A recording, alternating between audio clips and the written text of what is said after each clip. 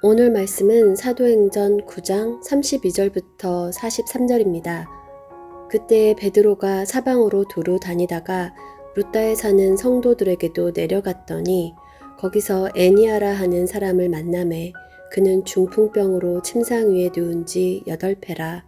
베드로가 이르되 애니아야, 예수 그리스도께서 너를 낫게 하시니 일어나 내 자리를 정돈하라 한데 곧 일어나니 루다와 사론에 사는 사람들이 다 그를 보고 주께로 돌아오니라. 욥바에 다비다라 하는 여제자가 있으니 그 이름을 번역하면 도르가라.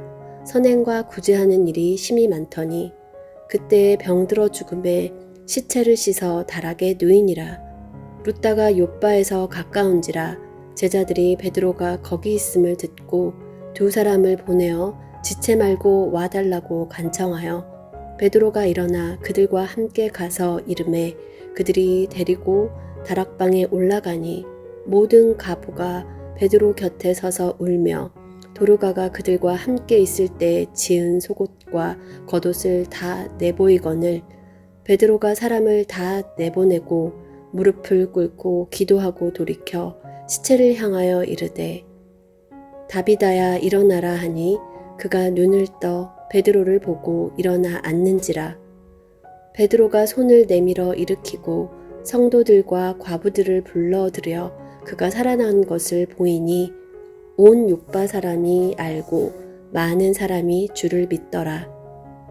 베드로가 욥바에 여러 날 있어 시몬이라 하는 무두장이의 집에서 머무니라. 아멘. 하나님의 섭리로 인해 복음은 땅끝까지 계속해서 전진합니다. 오늘 본문에서 베드로는 이 일을 위해 귀하게 헌신합니다. 사방을 두루다니며 예수님께 받은 가르침과 복음을 전하고 교회를 든든히 세워갑니다. 오늘 본문에서 베드로는 세 곳의 장소를 방문합니다. 각 장면마다 만나는 사람들은 아주 다양합니다. 8년간 중풍병을 앓은 애니야, 선행과 구제의 일을 힘쓴 여제자 다비다, 무두장이 시몬이죠. 언뜻 보면 이 세 사람은 크게 접점이 없을 것 같지만 이들은 교회를 통해 예수님을 만나 하나님 나라를 경험하였다는 놀라운 공통점이 있습니다. 교회는 예수님을 바로 보여주는 사람들로서 세상을 향한 사명이 오늘 말씀에서 잘 드러납니다. 베드로가 만난 사람들 애니야, 다비다, 시몬은 세상에서 가장 비참한 사람들에 속합니다. 애니야는 중풍병으로 8년간 침상에 누워있다고 말합니다. 현대의학으로도 치료하기 쉽지 않은 게 바로 중풍병인데요. 앓은 횟수가 무려 8년이라고 합니다. 이제는 치료에 대한 희망은 저 심연 깊은 곳에 보이지 않을 뿐입니다. 다비다라 이름하는 원숙한 신앙을 소유한 여제자가 있습니다. 선행과 구제 일을 심히 많이 하는 사람이었습니다. 39절을 보니 가난한 과부들을 위해 겉옷과 속옷을 친히 손수 지어서 나누어 주었습니다. 고대 근동에서 겉옷과 속옷은 일종의 재산이었습니다. 궁핍한 과부들을 위해 헌옷이 아닌 새 옷으로 그들의 삶을 지탱해주는 아주 선한 사람이었습니다. 이처럼 다비다는 신앙과 삶이 한결같은 사람이었습니다. 이처럼 교회에 큰 유익을 끼친 사람에게도 인생의 가장 큰 비극인 죽음이 찾아옵니다. 무두장이 시몬은 그의 직업상 사람들에게 아주 부정한 취급을 받았습니다.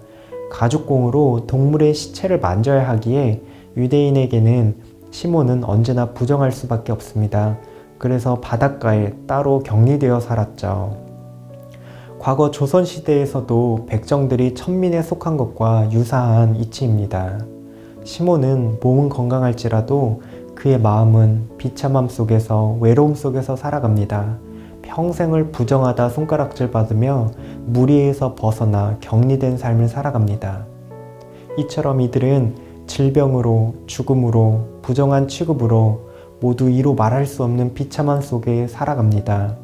이처럼 소망이 없는 인생에 세상에서는 누가 찾아올 수 있을까요? 하나님께서는 세상에 소망 없고 비참함 속에 신음하는 인생에 교회를 보내십니다. 이 보냄받은 교회는 소망 없는 인생에 예수님을 바로 보여주는 사람들입니다. 베드로는 애니야에게 말합니다. 애니야여, 예수 그리스도께서 그대를 고쳐주십니다. 일어나서 자리를 정돈하십시오.